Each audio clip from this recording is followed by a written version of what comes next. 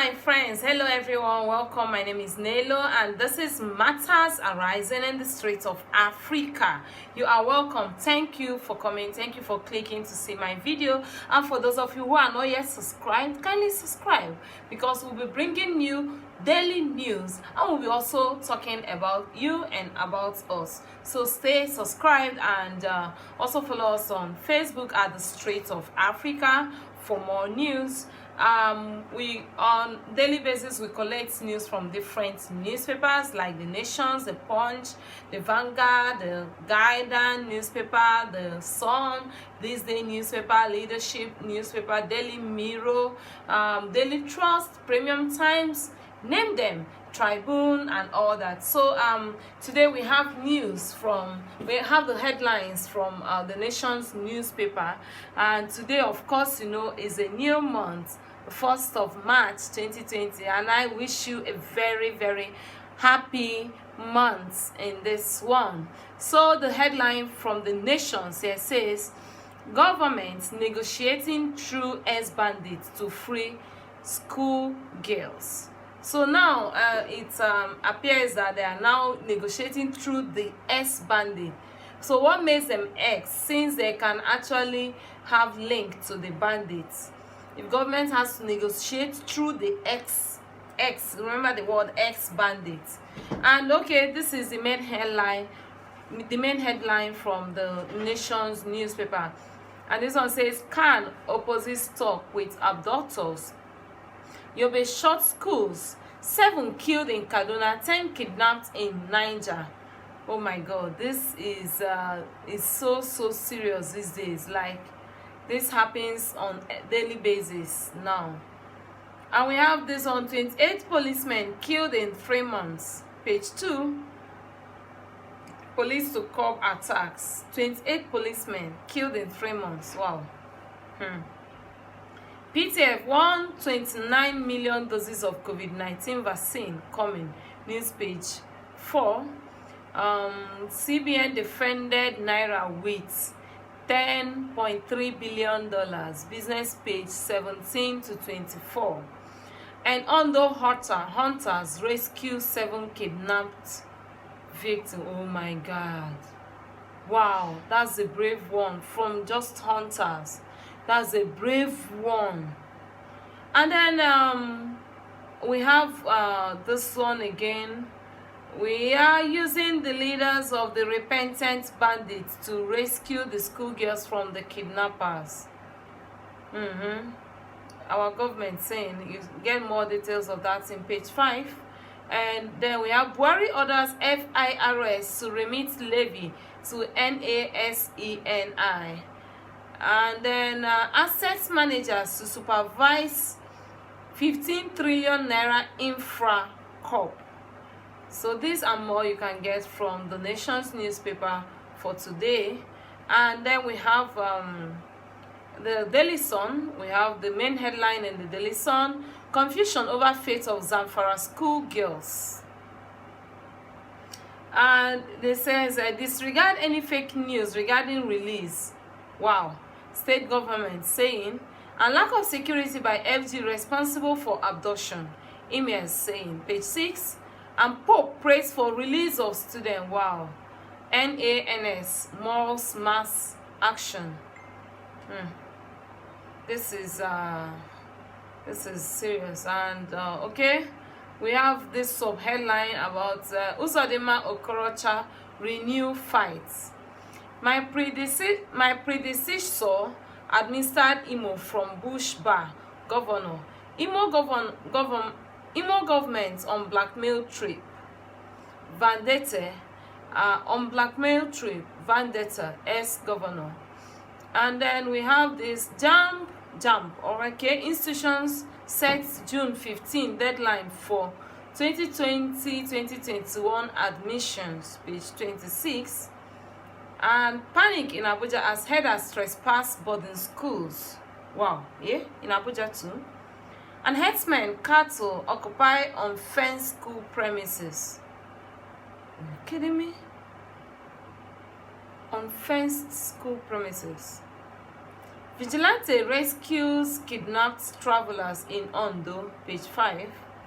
And rumble in NASS over alleged lopsided promotion, page 26. Commission under pressure to reverse the actions.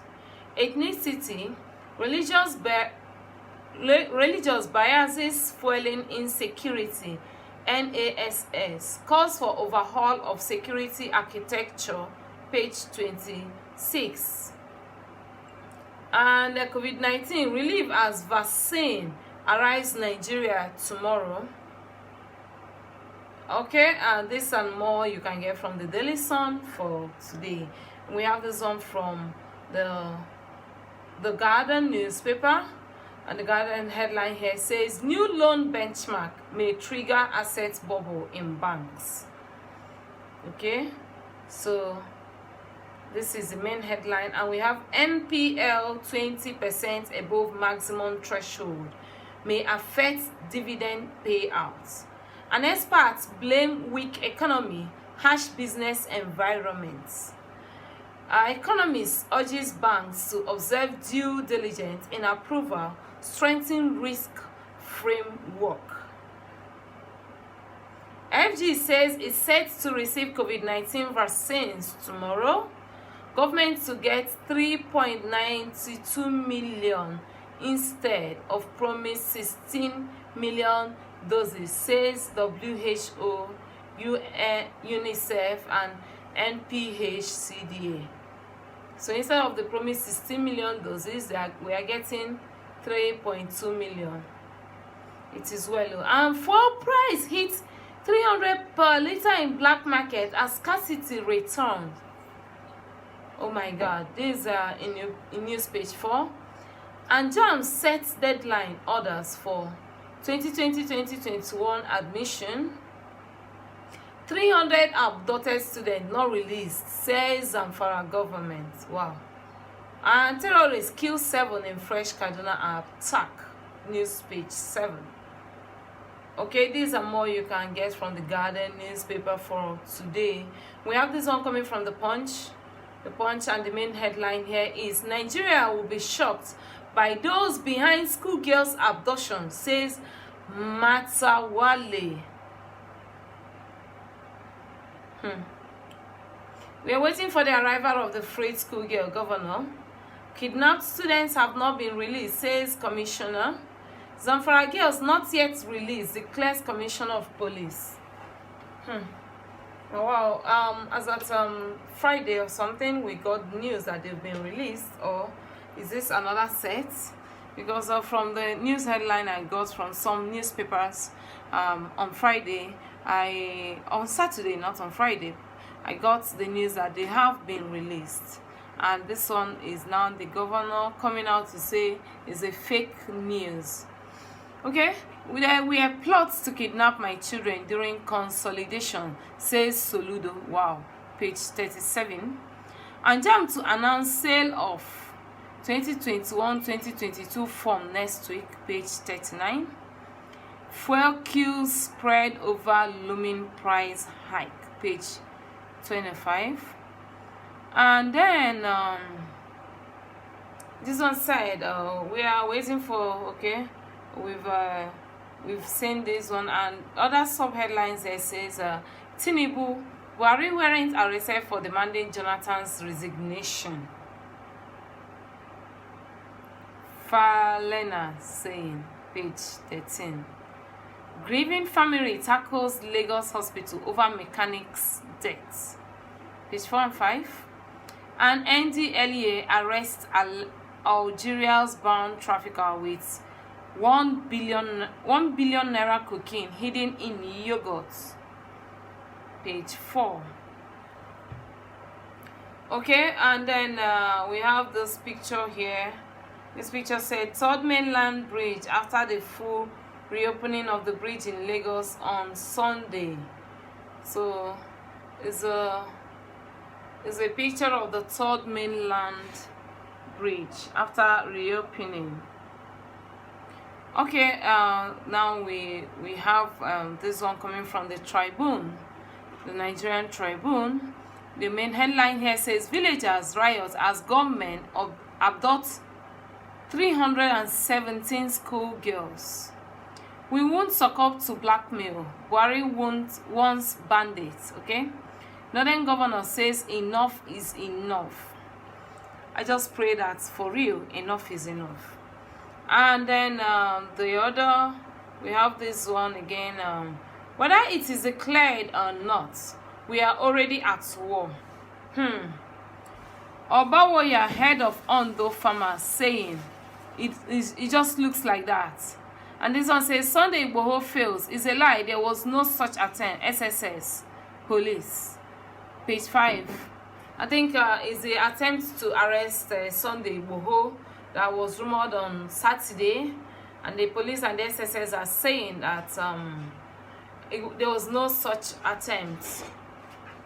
And then we have this one coming. This one says our profession has no retirement benefit. Akin Lewis saying, I don't know the profession of Akin Lewis. You want to get more details, check out page 3. Police votes 1.3 billion naira to quell riots in 2021, news page 8.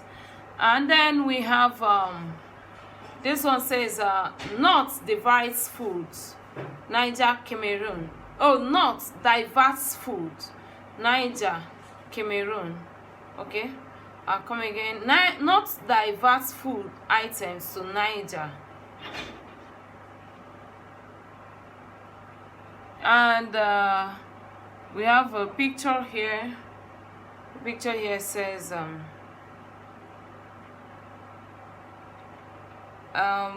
picture that captions some people from left: Emir of Kano Alhaji Aminu Ado Bayero, Osun State Governor Ade Boyega Oyetola, his wife, and all that. All these are the Business Day National Discourse and Good Governance Award and Good Governance Award night in Abuja on Thursday. Okay, this is what we have coming from the Nigerian Tribune, and this Nigerian Tribune is actually, let me see their dates, because this Nigerian Tribune is for Saturday. It's for Saturday, and we have a Daily Trust newspaper. This Daily Trust newspaper is for today, 1st of March, and the main headline here says beef scarcity, rising cost to food items hits southern states. And then scarcity of beef is rising cost of food items. Okay, and food vendors lament. And if Afenifere Pandef threaten retaliation, no going back unless dealers saying we are not part of strike. Southern Magban saying. Okay. Then we have inside extrajudicial killings by police officers enforcing COVID-19 lockdown. And bandits kills 10 in Kaduna and Sokoto. How best to end banditry? Matawale saying, page 34 and 36. And then we have Jan Gebe abduction will be the last. Buhari saying, hey, I hope so. Guys, do you hope so? And Nigeria tackles delivery of 3.93 million COVID-19 vaccines tomorrow. Okay, Nigeria takes delivery of 3.93 million COVID-19 vaccines tomorrow, page 7. No fuel price increase in March. NNPC saying, Igboho threatens Yoruba politicians with death over Oduduwa Republic, page 7. And this and more you can get from the Daily Trust newspaper. If you're interested in any of them, you can check them out. Get a copy of their papers, or you can actually check their websites for more news. And we have some of those ones coming from the Premium Times newspaper. Blood on uniforms. Inside extrajudicial killing by police officers enforcing COVID-19 lockdown. And this one says by Thursday, April 9, 2020, 10 days after Nigeria entered a partial lockdown due to the COVID-19 pandemic, Nigerian security officials had extrajudicially killed 13 people while enforcing the curfew. The virus had only claimed 6 lives by then. By May 4th, when the government eased the lockdown, about 20 persons had been killed in similar circumstances. For 3 months, investigative journalist Kemi Busari followed the trials of those arbitrary killings, which have left many families devastated with no hope of justice. The journey between Layin Tanki, where Sani Omar lives, and his father's residence at the Sabon Gari Nasarawa, both at Trikanya, Kaduna, takes only 6 minutes. Being the breadwinner of his extended family, Mr. Omar frequently visited his father and other relatives. His intention on April 4, 2020 was to do the routine. He was about 3 minutes into the journey by a Google Map estimation when he was caught in a binge of gunfire unleashed by police officers at Bekin Dogo Junction, the intersection of Gwagwada Road and Hakimi Road, just close to the railway line. Multiple slugs penetrated his cranial bones, smashing and exposing the internal organs and dismembering the skull. Woo! Mr. Omar did not complete the journey on the familiar road. Instead, remains of his shattered skull, packed in a black plastic bag, were sent to his father. Then tears flowed. Wow. So sad. So sad. Amid the bedlam that engulfed Trikane that day, another body fell at Wakili Road. That was Aliyu Abubakar, a teenager. The bullet entered through his chest, tearing first his pectoralis muscle before rupturing the upper right pairs of his vertebrosternal ribs and ultimately his lungs. The 18-year-old was pronounced dead on arrival at the hospital. Wow. The 31-year-old Musa Aliu was shot at close range about 10 meters to the front door of his family house. Jeez. At Dokeje Street, the bullet entered through his vertebrochondral ribs, leaving him with no chance of surviving. He died in pain some 2 hours after. Okay, guys, this has a few of more of them. Like you heard, like 10 and 20 of people died between just April and May, just for the COVID-19 enforcement, and whereas COVID-19 had not even killed more than 6 people as at then.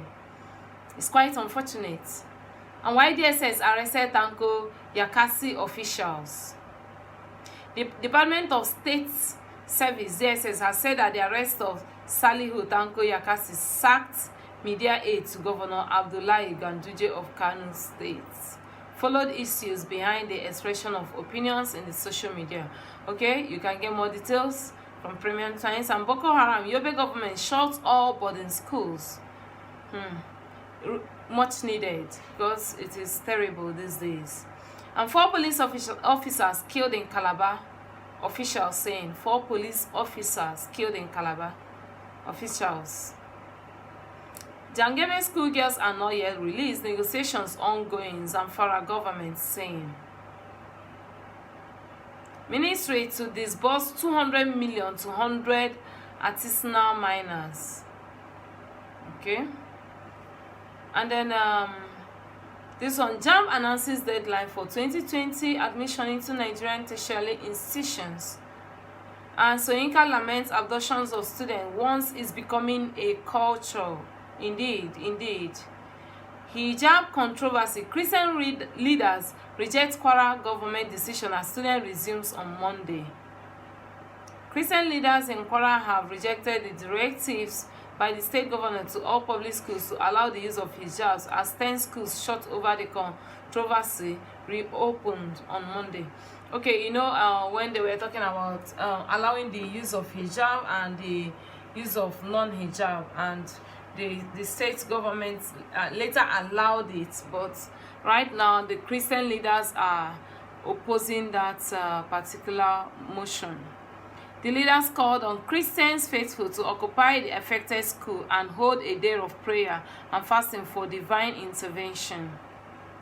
The government last Friday ordered the temporary closure of 10 Grant 8 secondary schools in Ilorin, the state capital, pending the resolution of the controversy on the school, which were established by Christian mission. Really?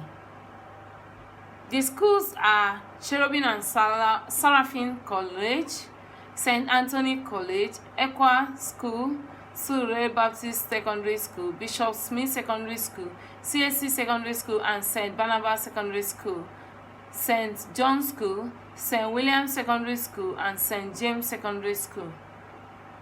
While Muslim leaders insisted that students should be allowed the use of head covering in accordance with the Constitution, their Christian counterpart demanded respect for the backgrounds of the school that were established by churches or Christian missionaries. However, on Thursday evening, the state government approved the use of hijab in all public schools in the state. According to the statement by the secretary to the state government, Mama Jibril, the state government said it's considered the submission of all the major interest groups before arriving its decision on the matter. Reacting to the government's statement, however, the proprietors of the affected school rejected the decision of the government. In communique read by Victor Dada, a reverend, the group condemns the use of hijab in Christian missions grant-aided school, as this will cause discriminations in school and allow terrorists to easily identify our children and words. Exactly. And Christian mission grant-aided schools should be returned to the owners promptly, as most of these schools have churches besides them, and unnecessary trespass may lead to breakdown of law and order. Christian faithful should occupy all grant-aided schools. Christians should have a day for prayers and fasting for God to intervene in the imbroglio. Security forces, okay. This is on Nigeria, on athletics. Nigerian favors Ofili sets new African record. SSS confirms arrest of Ganduje's aide sacked. SSS confirms arrest of Ganduje's aide sacked for criticizing Buhari. Analysis: Omi Sore's defection widens Aregbesola Oyetola's rift in Osun. 1 year after, 5 gaps in Nigeria management of COVID-19. Oh, it's already 1 year. I see. Alright, these are more you can get from the Premium Times newspaper for today, and you can go ahead and check out their website or get a copy of the newspaper for today. Thank you, and please do not forget to hit on that subscribe button to subscribe for free, and also follow us on Facebook for more news. See you guys tomorrow, and I remain your girl Nelu. Thank you for watching.